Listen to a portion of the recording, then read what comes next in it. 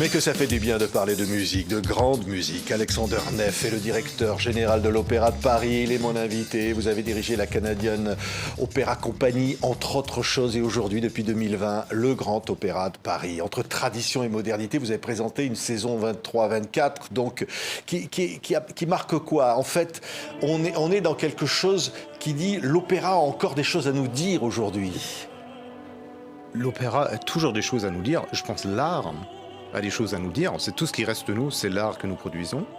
Du coup, chaque année, ce qu'on a envie de donner au public, c'est, si vous voulez, une grande rétrospective de 400 ans de répertoire lyrique et chorégraphique, des découvertes, des choses qu'on aime beaucoup déjà, des choses qu'on va apprendre à aimer.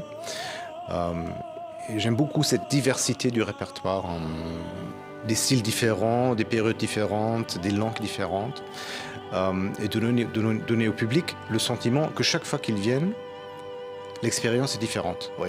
C'est pas toujours la même chose. Oui. Regardez quelques instants la présentation de cette saison 2023-2024 de l'Opéra de Paris.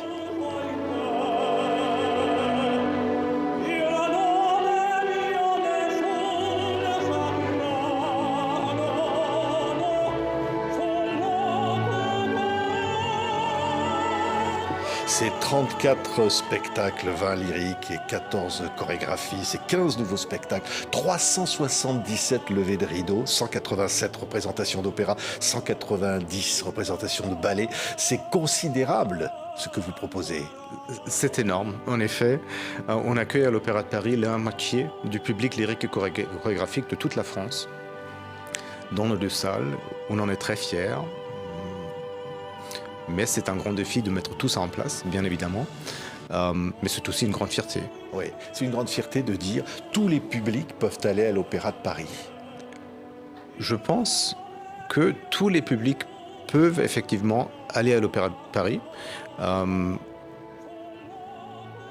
fait très très attention à cette idée de l'accueil du public, pas seulement côté prix, mais aussi, il faut dire, il y a des petits prix. Pour tous les spectacles, il y a un tiers des places à moins de 50 €, toujours. Il y a des offres pour les jeunes, il y a des offres pour les familles, il y a aussi des séries d'abonnements pour cette saison 23-24 qu'on vient de lancer avec des réductions assez importantes, jusqu'à 30%, si on prend plus de 6 spectacles, parce qu'on a envie aussi de construire une relation avec le public qui les fait revenir souvent. On a envie d'avoir un public qui fréquente les salles plusieurs fois par saison et du coup de fidéliser nos spectateurs, c'est très très important pour nous. Oui, alors quand je disais entre tradition et modernité, c'est-à-dire qu'on va me dire qu'il y a des grandes reprises, des grands succès de l'opéra, et puis il y a des œuvres rarement jouées que vous tenez à présenter, par exemple Beatrice di Tenda de Bellini. Ça, c'est une chose dont vous êtes fier? On est fiers des deux. En fait, il y a La Traviata, qui est un des grands classiques de toujours, mais aussi Beatrice di Tenda, qui est une œuvre très rare de Vincenzo Bellini, compositeur italien romantique, mort très jeune. C'est un des génies morts jeunes, comme Mozart, comme Schubert. Il est mort à 33 ans, je crois. Et une de ses dernières pièces, c'est cette Beatrice di Tenda qu'il a écrit après avoir rencontré la musique de Beethoven à Londres. Ouais.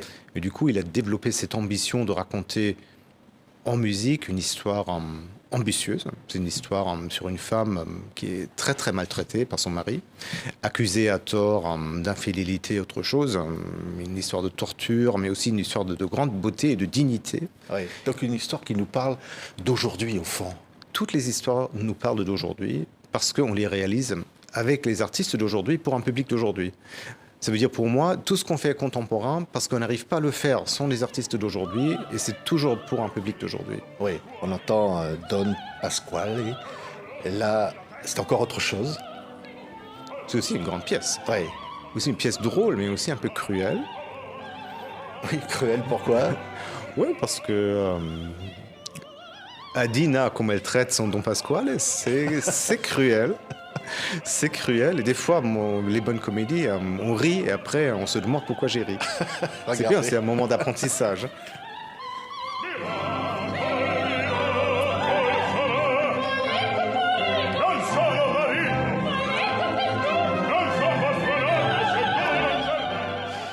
et Don Pasquale, voilà, les contes d'Hoffmann, de Jacques Offenbach.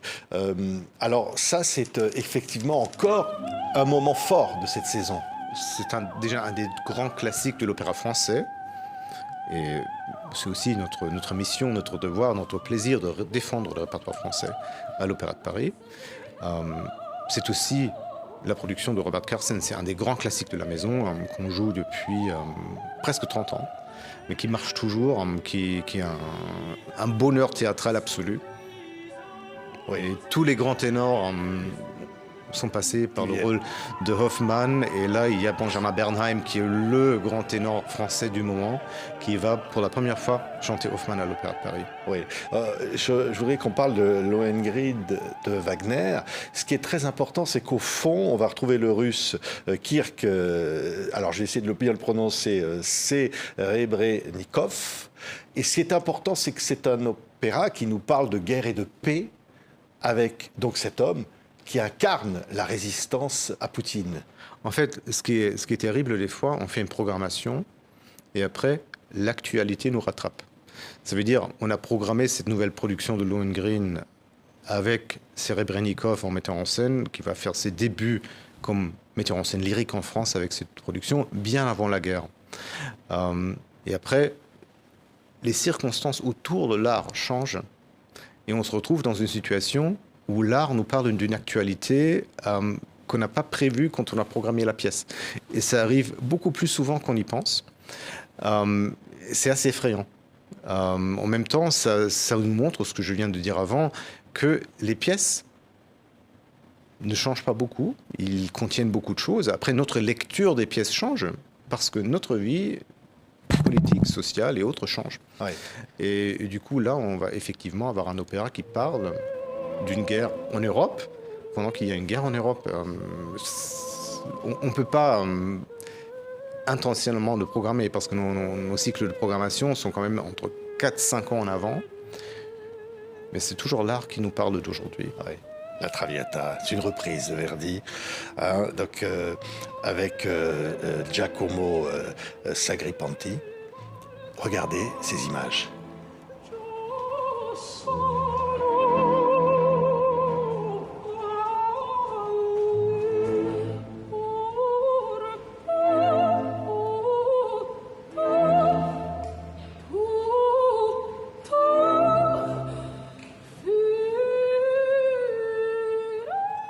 Ça fait tellement de bien. Hein.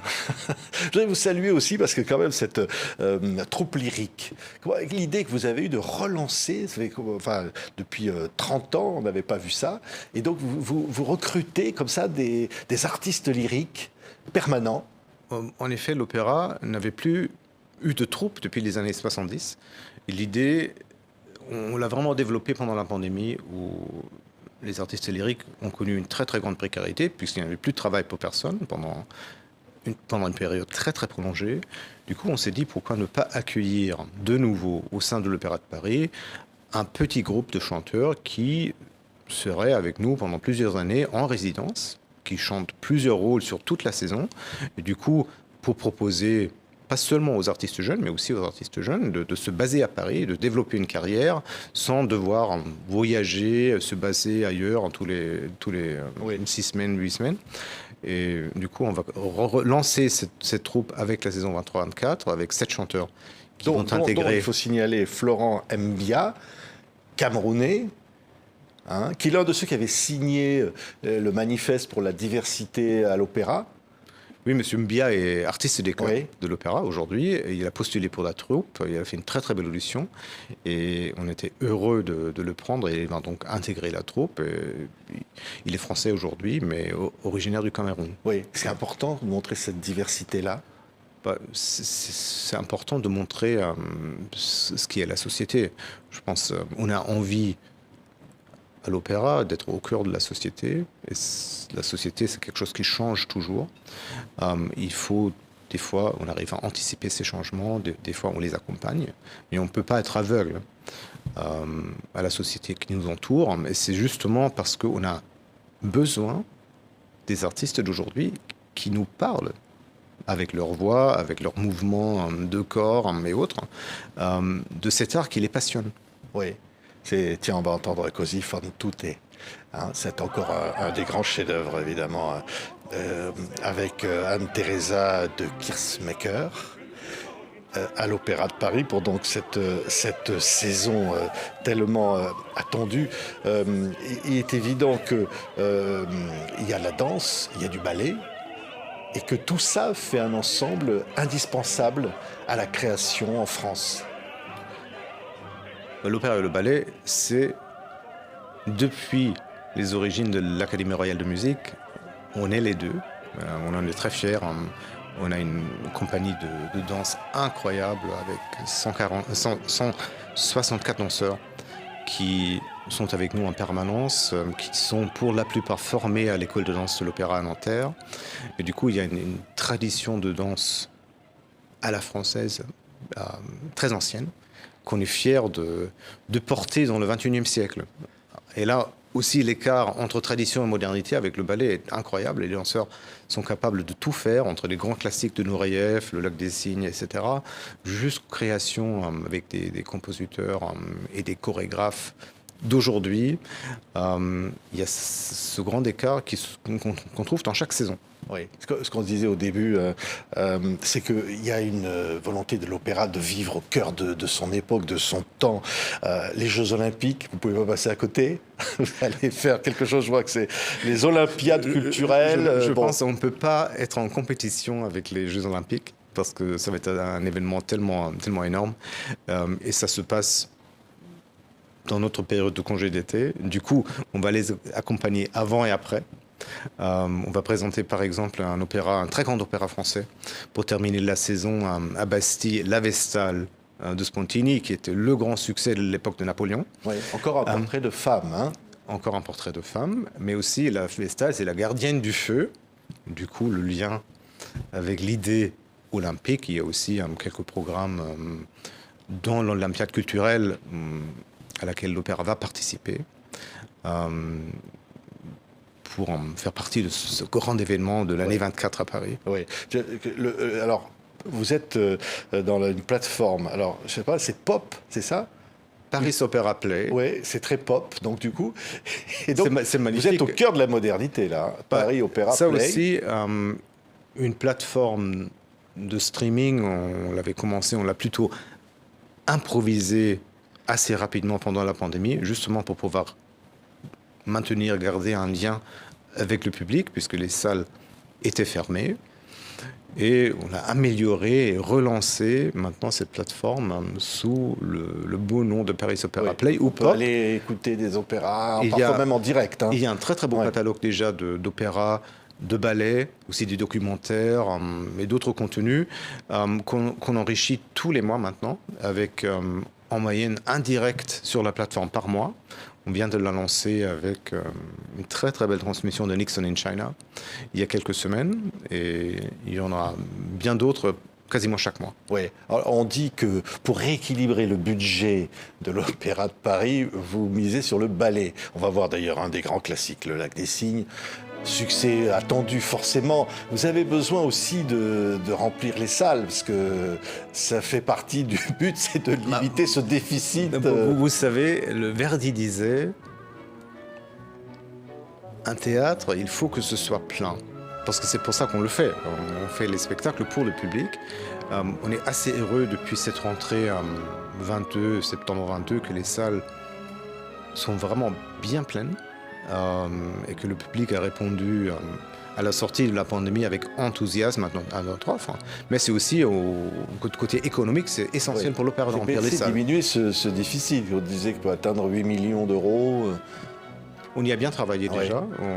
Le déficit de l'année 2022 était beaucoup moindre que prévu. Et maintenant, on retravaille pour y arriver de la même façon pour l'année 23. Mais l'enjeu est énorme. On a un budget de presque 240 millions d'euros, avec des coûts assez importants. Et du coup, il faut que les recettes de la billetterie, du mécénat aussi, des activités commerciales diverses et variées, et bien sûr aussi la subvention d'État, nous aident à boucler ce budget chaque année. Oui, parce qu'il faut continuer à former l'académie avec ces nouveaux talents qui arrivent. Il faut faire cette opération que vous faites avec la Guyane. C'est amener l'opéra dans des endroits où il n'y en a pas. Voilà, c'est des choses absolument fondamentales, hein. C'est fondamental pour nous pour répondre à notre mission de service public aussi. On a toujours une mission de service public qu'on prend très au sérieux. Et cette mission est entre autres partager le répertoire lyrique et chorégraphique avec le plus grand nombre. Donc en Guyane, par exemple, qu'est-ce qui va se passer en Guyane? En Guyane, c'est un programme qu'on a lancé au mois de novembre. Et c'est d'abord une extension des programmes d'éducation artistique que l'académie, notre académie, fait depuis très très longtemps, plutôt en Île-de-France. Mais là-bas, il y a aussi un autre volet, c'est la détection de talents pour l'école de danse, mais aussi pour l'académie, pour pouvoir les former ici pour devenir danseurs, chanteurs, musiciens. Oui, le développement durable, évidemment, vivre avec son temps, même les personnes dans les EHPAD qui peuvent faciliter la venue de ces personnes âgées à l'opéra. Ouais. Ou s'ils ne peuvent pas venir, qu'on vient chez eux. Ouais. Ça veut dire, on a développé un très très beau programme avec la réalité virtuelle, réalité augmentée avec des casques. Du coup, on est allé dans les EHPAD pendant la pandémie. On leur a permis d'expériencer nos spectacles sans devoir se déplacer. Ça a rencontré un succès énorme. Et ouais. Tout ce qui marche, on a envie de le continuer. Bien sûr, séance relax pour les handicapés. Ça aussi, c'est fondamental. Ça fait partie de l'ouverture à tous les publics. Des séances relax pour un public qui réagit différemment et aussi pour créer une tolérance pour des publics qui réagissent différemment au spectacle. C'est très important. Oui, une chose qui est fondamentale, c'est cette opération première fois à l'opéra.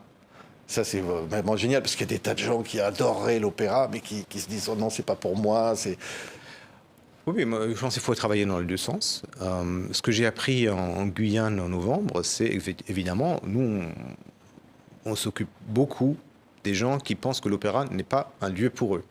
On essaie de bâtir des ponts, de comprendre ce qui les empêche de venir. Mais en même temps, il y a des lieux où nous, on a toujours pensé c'est pas pour nous. Je pense qu'il faut vraiment aller dans les deux sens. Et si on y va, on peut mobiliser beaucoup d'énergie pour nos spectacles. Oui, on va se quitter avec la voix de Maria Callas, hein, ça va être le centenaire. Vous allez faire une belle soirée pour fêter ça? C'est un honneur immense de pouvoir célébrer les 100 ans de Maria Callas au Palais Garnier, le jour de son 100e anniversaire. Le 2 décembre 2023. C'est ça. Oui. Et tout ça pour dire que va y avoir une nouvelle belle façade de cet opéra Garnier. Vous êtes en train de faire des travaux. La façade, elle ne sera pas nouvelle, mais elle sera bien refaite parce que ça fait trop longtemps qu'on s'en est pas occupé. Et du coup, là, on la refait en beauté. Ouais. Ah, regardez comme c'est beau. Ouais, c'est magnifique. C'est le plus beau théâtre du monde. Hein. C'est vrai. Je le dis avec humilité et orgueil. Ouais. C'est le plus beau théâtre du monde.